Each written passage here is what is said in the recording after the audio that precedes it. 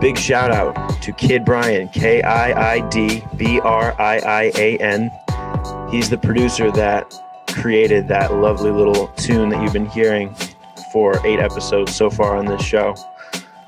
He's the one that made the second one that I'm going to be switching to after episode 10 as well. But I haven't given him a proper shout out yet. He's the first guest that I had on this podcast. So you should go follow him on Instagram and SoundCloud.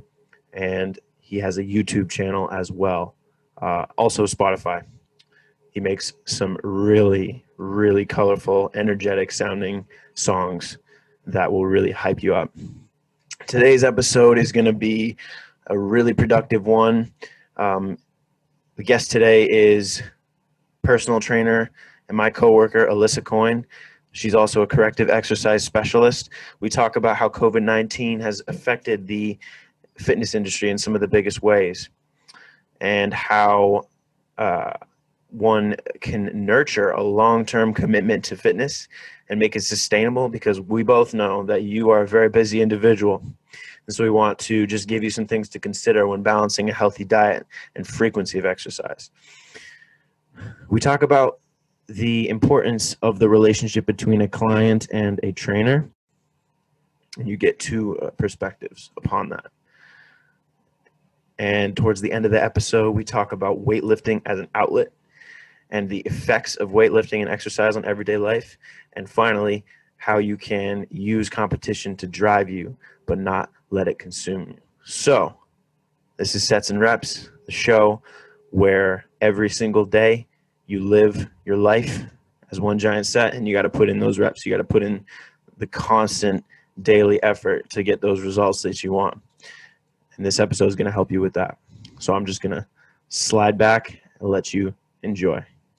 Would you say that we are, as fitness professionals, we're working in kind of a pivotal time for Americans and for people in general, as far as where we're going to go from here, by the way? I feel like, obviously our industry has been one of the most affected out of all, like other than the health industry. I feel like we've been impacted pretty heavily because of COVID. But I feel like we're definitely going to see a lot more business and a lot more of, Americans leaning toward healthy improvement because of this on the rebound. I feel like a lot of people have been really sedentary and they generally just have been eating more, but it's, most people that I've talked to that have been aware of those things. So that's a healthy mindset to have, is like, you're not just mindlessly eating and playing video games or avoiding exercise. You are still aware that you're doing those things. So that's always the first step, Yeah, I'm big on that self-awareness and just reminding yourself of why you're doing this thing and why you are here in the first place. I mean, constantly putting in the work. So you're saying that we'll begin to see like an increase of we're going to see a great rebound of people gravitating towards health and fitness once the quarantining restrictions are uplifted. So I wanted to start off by asking you, do you notice any significant differences that you can mention between before the pandemic happened and now? Are you just talking about like gym volume or just, Yeah, gym volume, maybe adherence to training with your own clients, have people dropped out on you, things like that. So there's definitely been a decrease in gym volume overall. I think people are actually trying to be conscious of social distancing. So, when we are busy, it seems to be at odd, very fluctuating times. But the people that are in here, are pretty consistent. That's the nice thing about working at a small club, is you get to really see people kind of grow and progress, and people that are coming in consistently are really pushing themselves hard. And, it's a pleasure to see people, use this time frame where the entire world shut down to grind and get their stuff together when it comes to fitness and get their health in line. So that's pretty rewarding. I feel like people have either worked on themselves and improved themselves, got better, got stronger, versus other people who were kind of like forced to, I don't know, like be stuck with themselves and forced with the things about themselves that like make them uncomfortable. And you can either choose to wallow in that, or you can choose to have it be a fire under you to put you in the right direction. But yeah, definitely, I noticed that as well. Just the same people that I had seen consistently come in, they continued to come in as soon as the club reopened. Um, do you, so what about your personal fitness journey? Like for me, when the gym closed, I wasn't able to have any access to heavy weights anymore. So I feel like all those lifts went down big time as terms of numbers that I could push. Um, how did some of your workouts end up looking? Well, I'm definitely a creature of habit and routine. I'm a very time-oriented person, as you kind of have to be with personal training, and being a trainer. So I kind of used the pandemic and kind of piggybacked on it to kind of give myself a break and relax for a couple of months, not gonna lie.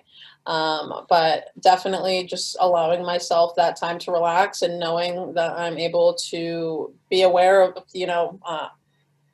being able to kind of fall back like that, really got the fire inside me burning. When I got back into the gym, I started hitting it a lot harder.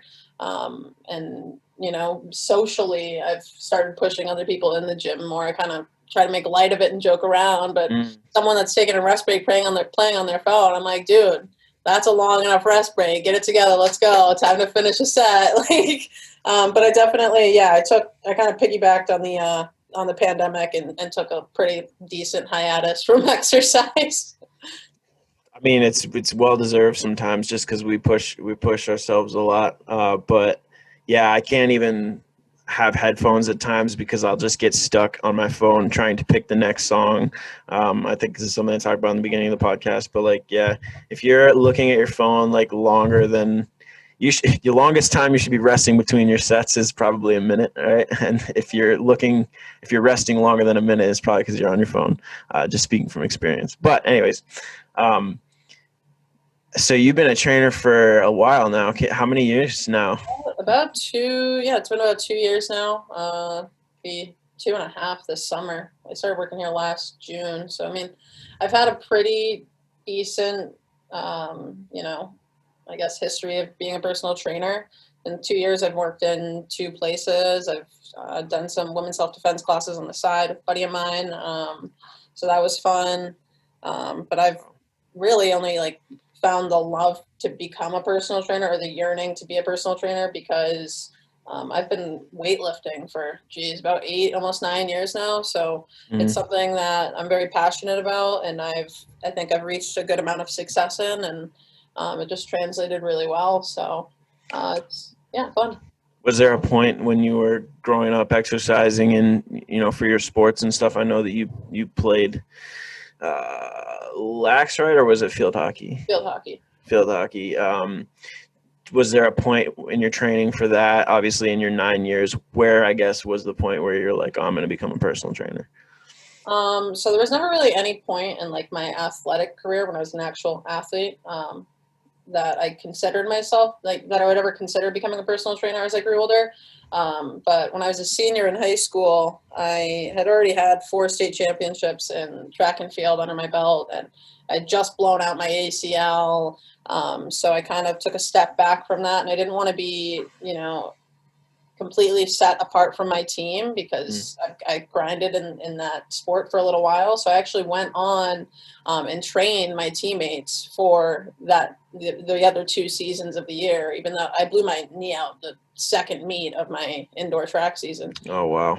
So, I mean, I definitely found it was very rewarding for me to train my teammates, mostly because they knew that I had been successful with the sport, and that, I mentally, told them that you need to be aggressive if you want to be a winner. And it was really rewarding for them to go from, I had one girl go from throwing 25 feet to 29 feet. And she was like, I literally couldn't have done this without you.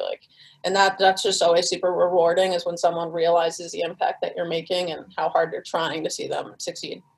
Yeah, when they start to see the results for themselves, it can make them adhere to it more, and it makes you able to put them through more because you know that they can do it, type of thing. Absolutely.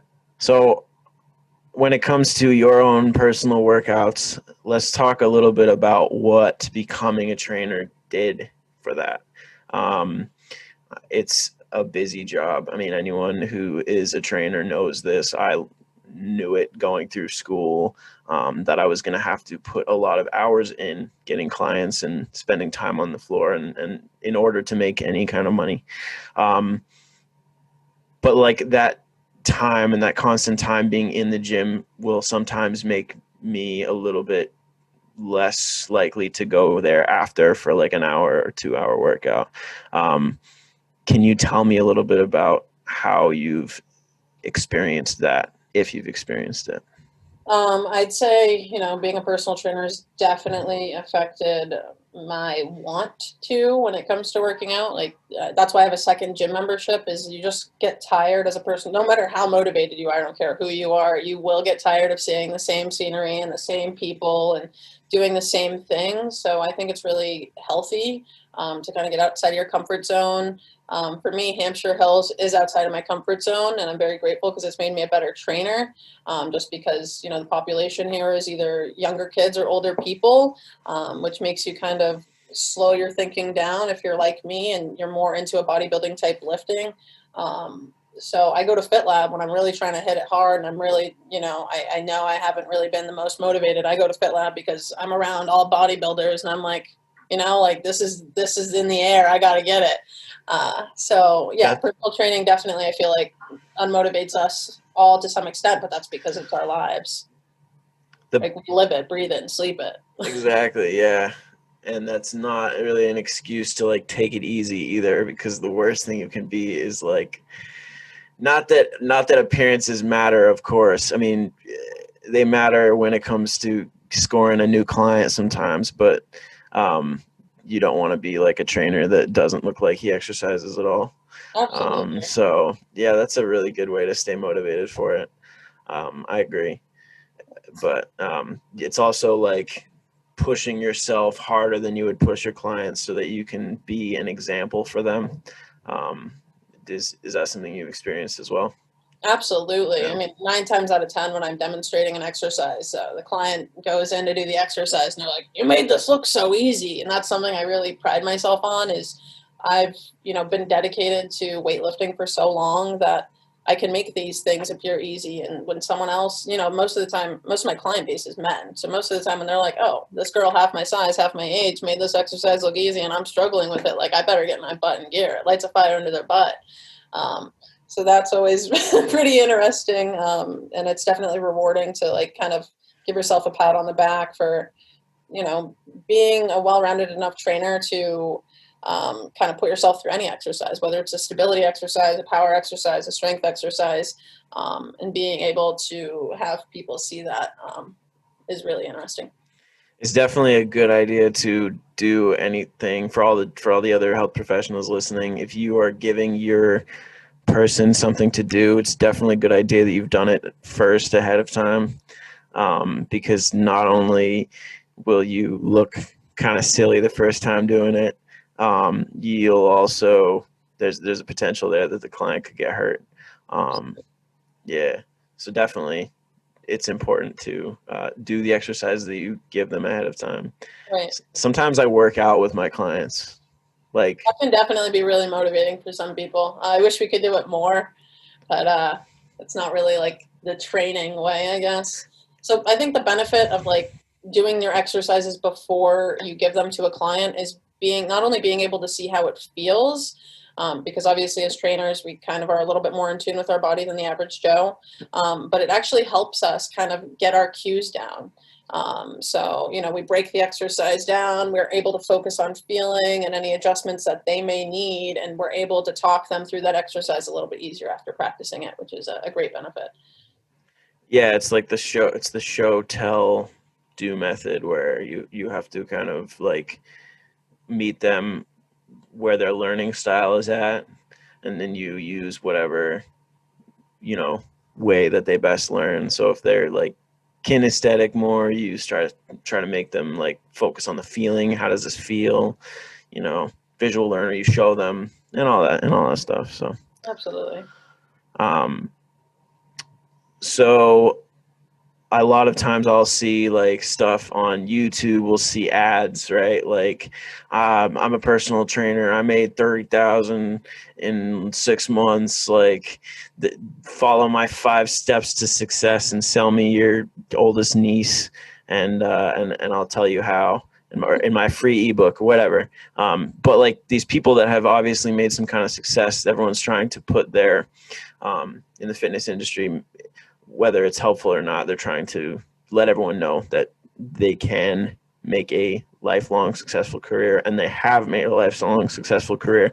Both of us, of course. I mean, I'm in my year and a half. I've been training for a year and a half, I'd say, because I've been at Hampshire Hills for 2 years, but I wasn't a trainer for the entire time while I was there. But we're both kind of new in our field still, I would say. Absolutely.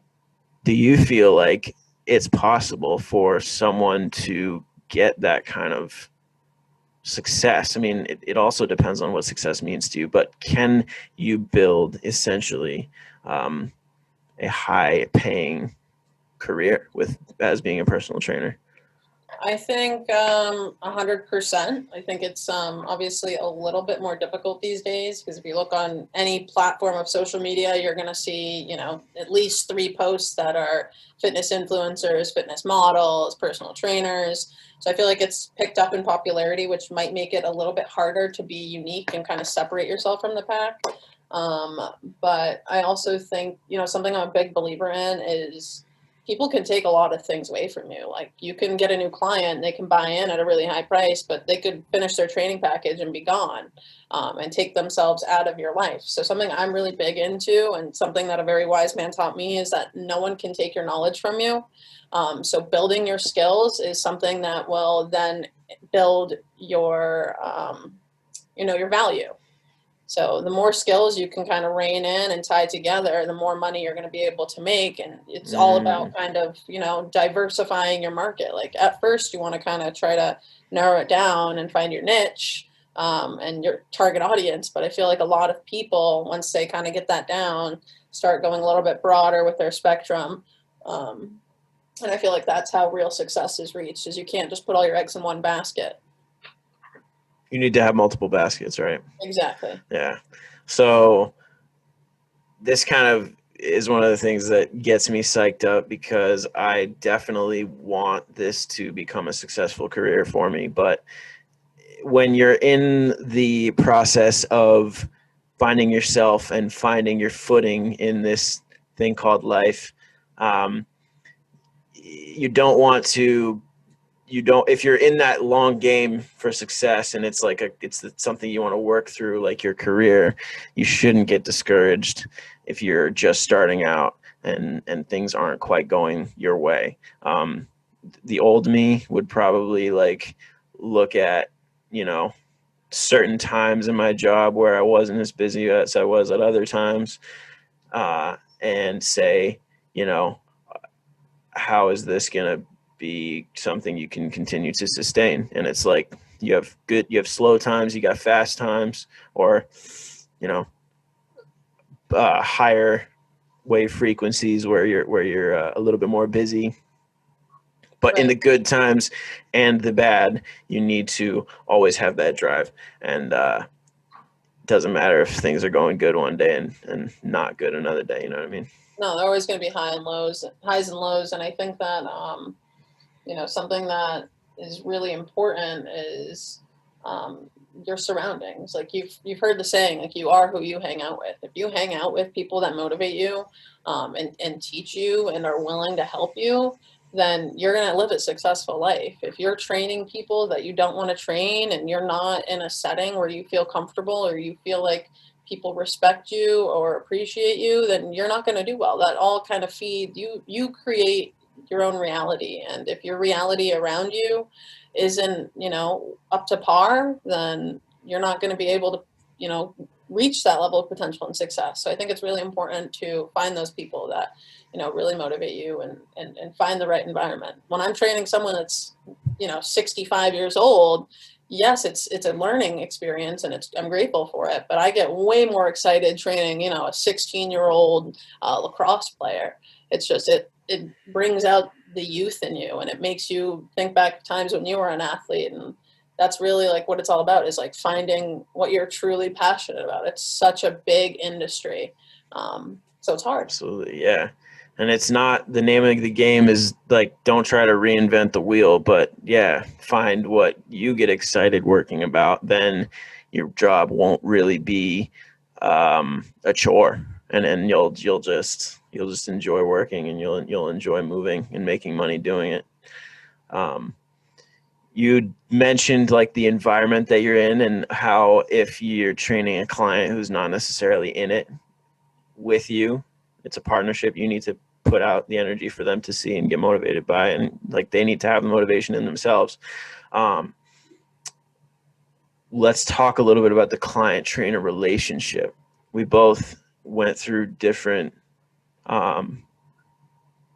factions, you could say, of the personal training cert. So the American Council of Exercise and the National Academy of Sports Medicine. Yeah, there it is. NASM. We don't memorize the abbreviations for acronyms. Acronyms. That's the right word. Anyways, moving on. So I both feel like we have a lot of different perspectives on some of the same type of stuff, or it's like it was shown to us in a different way. So I thought it would be cool if we could both come up with one thing that kind of is very important when it comes to your relationship to your client, and something that, just like one thing, it can be like something about being a trainer for meeting the needs of the client and helping them achieve their goals. What's one thing? Even though there are a lot of things to take into consideration, 100%. So one thing that helps, like, are you saying like reiterate the question one more time?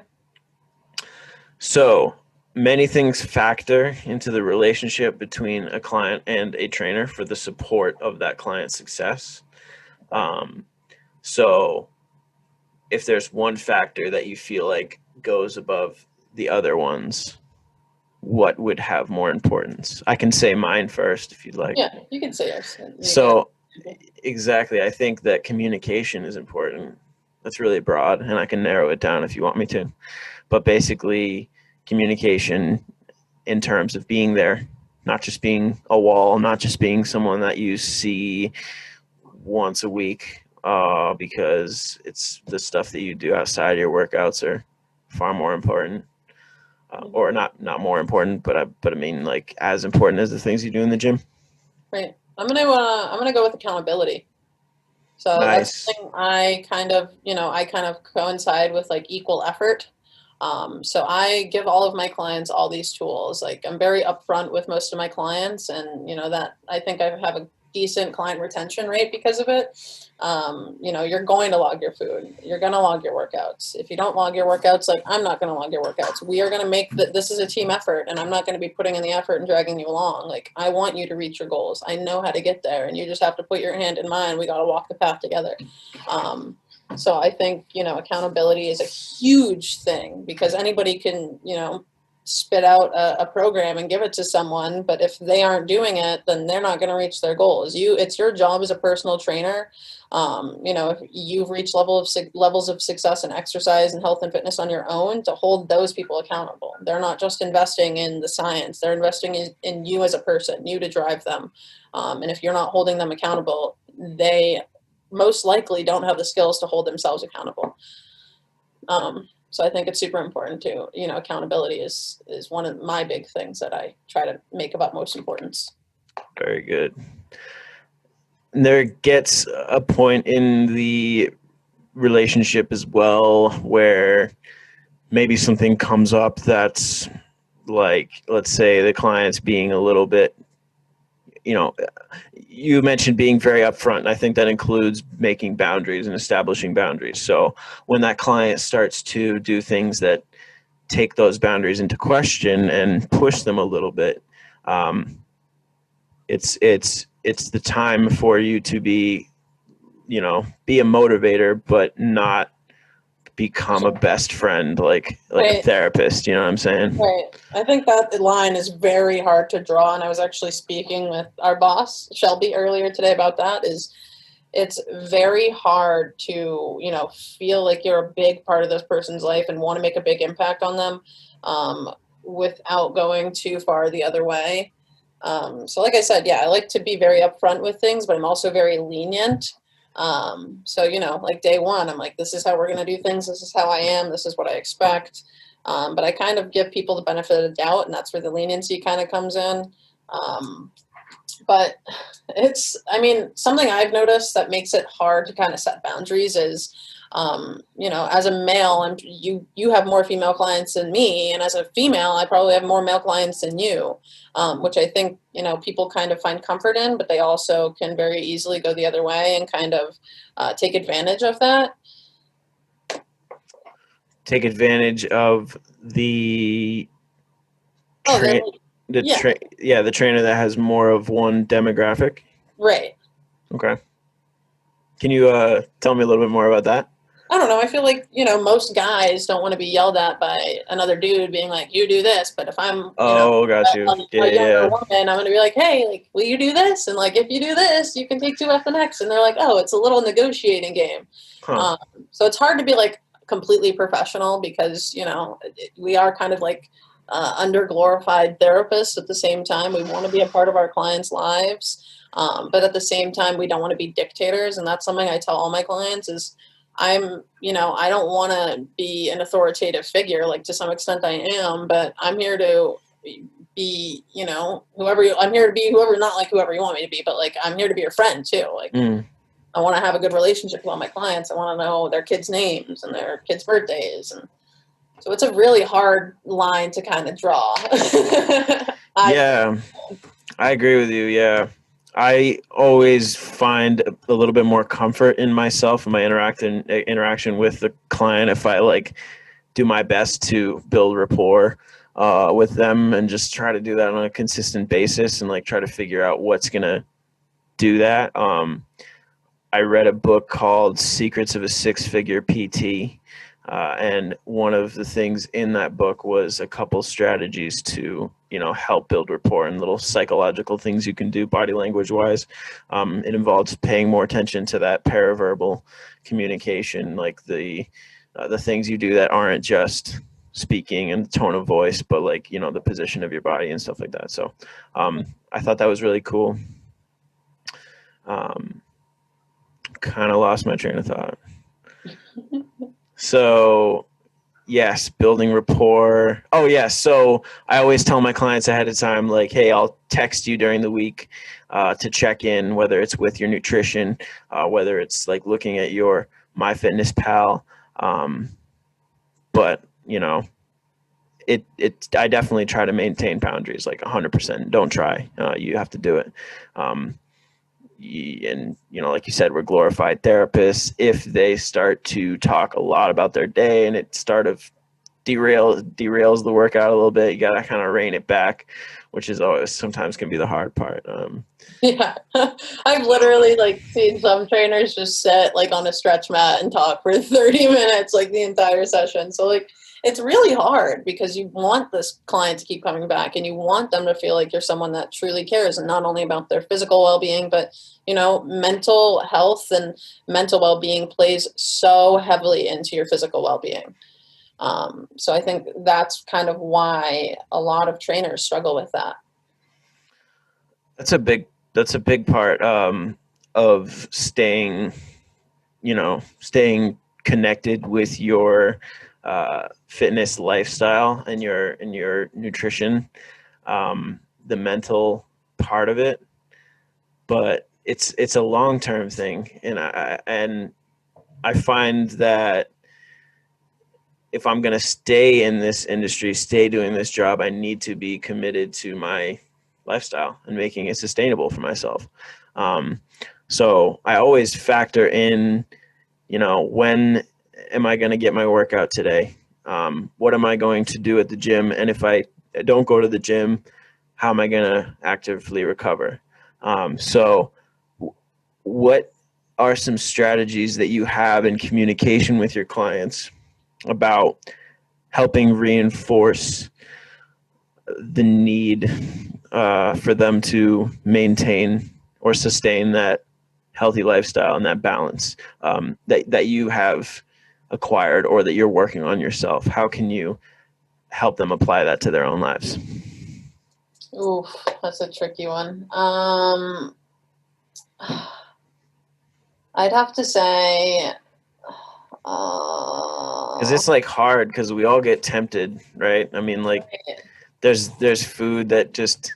So I mean, I'm really big on trying to like find things, don't fix something that isn't broke kind of thing. Like for me, if I feel like I overindulge on, for multiple days in a row in terms of diet, I always kind of gravitate towards eggs because it's high protein, like leans more towards the keto aspect. And it usually kind of leans me out pretty quickly.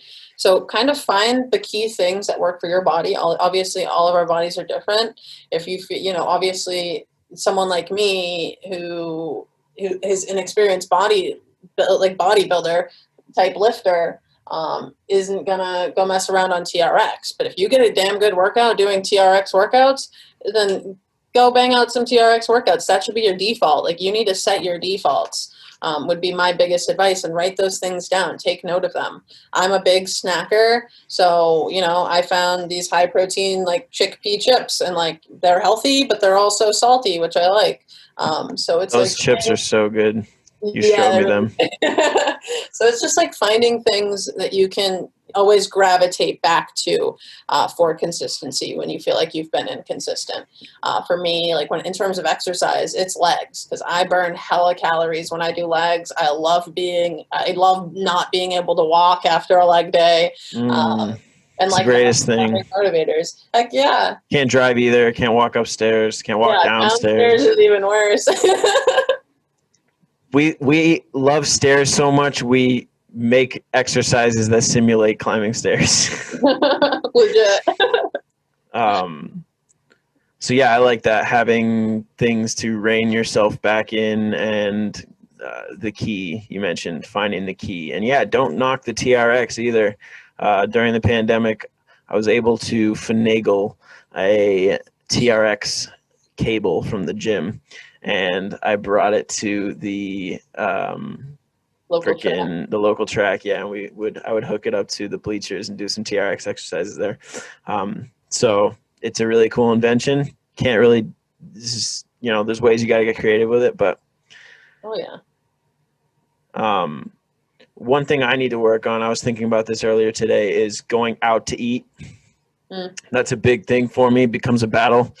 Whether or not I get a side of fries or I get the side of coleslaw, it's a thing. I mean, people who are more lean and people who exercise a lot more, I'm going to say it is true. I mean, they have a little bit more freedom with what they eat, but you don't want to go too crazy. So that's why I say, everything in moderation. But lately I've been like, okay, you're going out to eat. Food tastes so much better when it's out the house, but you gotta stick more towards like, protein as a main source of that meal, dude, and it's like, get the steak, get some salad, please. Caesar salad tastes so good. And you just got to tell yourself these things if you want to make a change. I feel like it all kind of comes down yet again to like awareness. I think I mentioned this earlier, but that's something I kind of preach to most of my clients is everything that you do, everything that I'm trying to hold you accountable to is all about becoming aware. I, as someone who's trained for a really long time, know that I can have 2 glasses of wine and I'm going to struggle to get up for my workout the next day. So I'll purge alcohol for 2 days before I go for a really big lift. So for some of my clients, I'm just like, it's about building self-awareness. Like if, a big thing I say when it comes to exercise is don't just go through the motions, do it with intention, focus on the feeling. I say that all the time because it's not, anybody can go physically do an exercise, but it doesn't mean they're using the right muscles. So yeah, I'm really big into that is just trying to give them the tools and remind them that it's all about awareness. I'm not here to hold on to you as a client forever. I'm here to teach you so you can do these things on your own. I'm trying to make you aware of where you are and where you want to be and how you're going to get there. So yeah. Yeah. Yeah, exactly. I think I told you once I had an epiphany. I was like, personal training is a culmination of things that everyone should know. Things normal people should know. Legit, it is. It's kind of like, I don't want to like make people sound stupid and like, no, not at all. But it's literally just like common sense. Like it's common sense. It really is. Don't drink alcohol, eat your fruits and veggies, get 30 minutes of exercise 5 times a week, and like you will live a relatively healthy lifestyle, man. Exercise is the key. People look for like a pill to help their problems. We're not going to talk about this. Like, we're not going to get too much into it. In a future topic, we're going to talk about the nutritional benefits of exercising for your health and some of the things that can happen if you don't. But yeah, I mean, people look for that magic pill, and this is it. Exercising for a lot of people is like an outlet. Like, I find it's like a place for me to, it's been different things in my life, but it's been a place for me to purge anxious energy and kind of make my body work through something that's difficult as a task to complete for that day. I like the hunter mentality, where it's like people were built different before like us as humans existed. Like hunters, they would have that kind of drive that they spend on, chasing down their goal, which was to kill the animal to eat it. But we have to have that same intention when we go to the gym. So, for a lot of people, it's that outlet to get all that tension out. Have you made weightlifting one of your outlets in life? Oh, absolutely, 100%. And my boyfriend Brad will tell you this time after time. Sometimes we'll go to the gym together, and he'll be like, "Liz, like you're hyping yourself up like you're about to play an NFL game." I'm like, dude, like, this is my zone. Like this is what I do. I love exercising. It's always been an outlet for me, and that's why I think I succeeded in sports when I was younger. I went through a lot of things as a kid, and just a lot of confusion, and it was always something that was so crystal clear, and something that an old guy told me in a gym was, the iron never lies, and that's true. Like you can lie to yourself about certain things, but the weight you put up in the gym and how you do it, there's no way to fake it. You have to do it. You can't fake it till you make it when it comes to the weights, and just that, because that's how you slip a disc. Legit. And that realness and rawness when it comes to fitness is like really what anchors me. It makes me happy, but it challenges me, and it makes me want to strive for more. It gives you, you have that trifecta. Yeah, it ripples over, carries over into your everyday life. Like, I'm definitely a lot more productive if I plan time to get my workout in for the day, because I know that I've got a lot to focus on. So it would be better if I sweat for an hour and a half first. 100%. Yeah. People just need that mental release. Like, people don't realize, they're like, oh, like exercise is physical punishment. It's like, instead of thinking about it as something negative physically and like, yeah, it sucks, and yeah, you might be tired, it's a mental release. You're releasing endorphins. Like, you're physically going to be more relaxed and happier than when you kind of probably came in here. So for me, it's definitely the mental. The physical is just kind of the visual, like, payout, I guess. So I found that, like people like us are in the gym all the time, and we went through phases, right? Like when we first joined a gym, people have different. What's up? I can't even think. This question's already loaded. people have different stages going to the gym for the first time. And a lot of people, especially the younger kids, kind of find that they can't get out of their comfort zone and do different things. I've got younger clients, and I know that you have some too. You've actually started getting some more, so I'm sure that's been real fun for you. We talked about it a little bit. I always have fun when I work with younger athletes, but a lot of times they are either uneducated and they've made decisions because of it, decisions to neglect the weight training, whether it's because they're uncomfortable about it or whether they don't want to be embarrassed. We just find that sometimes these kids have a hard time getting out of their comfort zone. So I wanted to talk about some of the benefits for them. What kind of perspective can a youth athlete get if they, go to the gym and they do things that are a little bit different for them and they complete tasks that they're unable to before,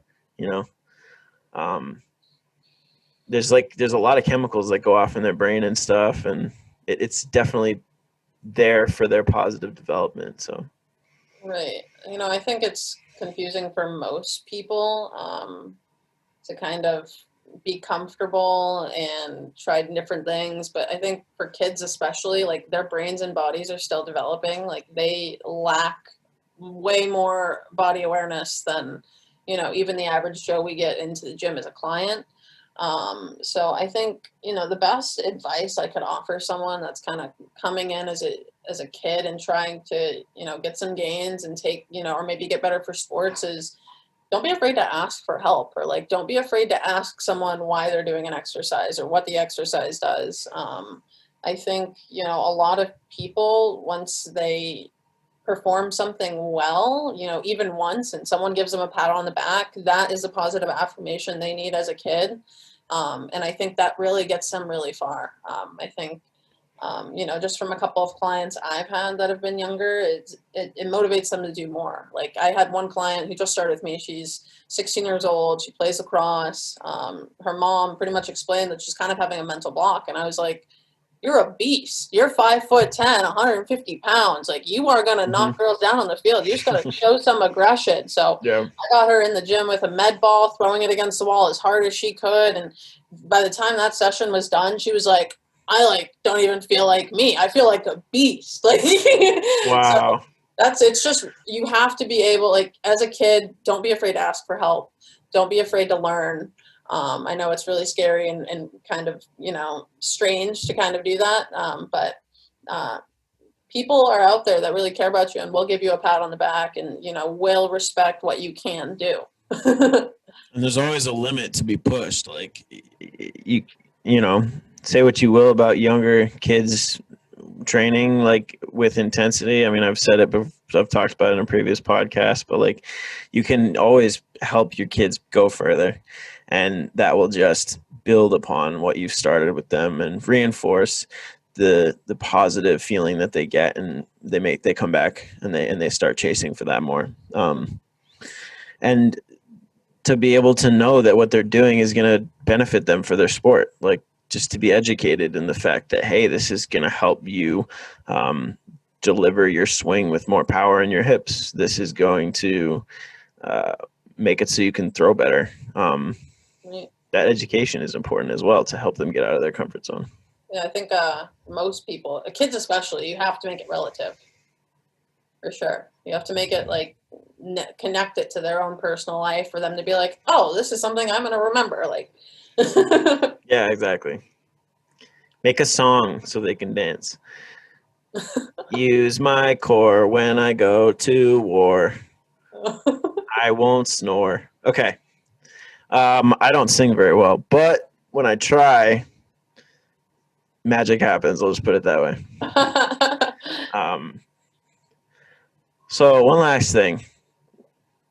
When I first started the gym, I'll tell you, it was rough. I mean, I always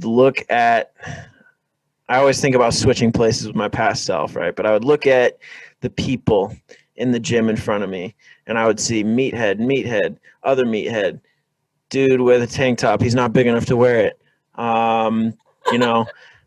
Half reps, no range of motion. But I would see that they were lifting more than me. 2 plates, 3 plates on the bar, bench pressing, 4 plates, 5 plates, deadlifting. And I would just get so in my head about it, and it would just make me like just angry. And I was putting too much time looking into what they were doing. I was comparing myself a little too much. And I think that there's a concept that I want to go over with you. It's like it has to do with the right mindset in the gym. If you're comparing yourself to someone else, it's hard. It's definitely hard to focus on your own grind. Would you agree? 100%. I think now that for someone like myself that's been in health and fitness for a little bit, not only as a personal trainer, but physically been lifting for so long, I think I'm able to kind of separate myself from a competitive mentality and be like, oh, that's a nifty exercise. Like, I'm going to try it out. And like, if I become good at it and I become better than that person that's doing it, like, great. If not, then I just have a new exercise to add to my library. So, I always tell a lot of my clients, especially younger male clients, they seem to like look around and be kind of a little bit more self-conscious around older men, kind of just like you just described, lifting more weights, having more muscle. Those things is, I would like comparisons to thief of joy. Like, this is your journey. That is your body. Your body is different than his body. Your body's going to react different to different stimuli. It's good to be competitive, but don't make it your 100% driving force. I feel like competition, like having a competitive personality is a good thing, but too much of anything is bad. I feel like, too much competitiveness really stems from insecurity. And I feel like you, in order to be just the right amount, need to be confident in who you are, your abilities, your willingness to learn. You have to look at your journey as building blocks. I'm going to stack the building blocks. If you try to go too quickly, one of those blocks might get knocked out from the bottom and the whole tower comes falling down. Jenga. Yeah. Mic drop. Mic drop. No, I don't want to drop the mic. This is the only one I have. Yeah, and so if you cannot wholly put yourself into your own grind, you end up looking at the other person's plate. No pun intended for weightlifting. I'm here all week, folks. Every Friday, new episodes every Friday. No, but definitely it's important to be conscious of your own self and your own grind. And just like you said, using competition to drive you, but not comparing. Right. It's also like, as a personal trainer, I've learned most people do not know what they're doing in the gym. So if you're looking at someone else in the gym and you're like, wow, that person's a beast, like 99 times out of 10, they aren't doing it right. They don't know that their hamstring is their hamstring. They call it a bicep. Like everybody, fake it till you make it. But also, like, that's the most important thing is you got to build your confidence. If you have to fake it till you make it, great, but don't compete with other people around you. You got to compete with number one, and that's you. When I come into the gym and I want to have a good lifting day, I don't look around at what other people are doing. I'm like, oh, last week I only squatted 185. This week I'm going to squat 225. So it's just building that competition with yourself. Exactly. I agree with you. It's at the end of the day, you're going to have haters regardless. And I love the haters. Let that motivate you. Let them come. Yes, let yourself be so strong with it, like, and so focused that other people want to compete with you. Come on. It's the fact that you're so like delirious and you're so into it on your own about your own stuff that it doesn't even matter. Like, they're going to see it and then they're going to start like trembling in their boots. You know what I'm saying? Like it shifts completely when you work on the self-doubt, when you work on questioning you're not questioning yourself as much and just kind of doing your own thing. It's, just like you said, I read a book, free audiobook by Russ. I don't know if you've. Russ, I love Russ. Yeah, he's got really good music. Lyrical legend. Big inspiration for people that put out content, and especially for people that create music. But this audiobook is free on YouTube if you want to listen to it. It's I think it's like Get Out of Your Way or something like that. But he just is constantly saying, like, you have to be he starts the book saying you have to be delirious about your own stuff and, like, so crazy about it that it's gonna work. I think that you and I have some profitable future in this industry, and we've got exciting things coming for everybody, and it's a slow process to get what you want and to hit the thing that you're aiming at. But if you work at it a little bit every day, like, you're gonna just bring that positive energy your way. Right. Even though the negativity is still gonna be there, don't have to dwell on it. Right. So, can you take a second and tell everybody like where they can follow you on Instagram and stuff if you want? Like give yourself a little plug. Oof. Right. My Instagram is Live Fit with Liz. I'm not really big on using it these days, but I'll definitely get into that a little bit more. You can always reach out if you have training inquiries, anything like that. I'm also on Facebook, Alyssa Coyne, ALYSSACOYNE.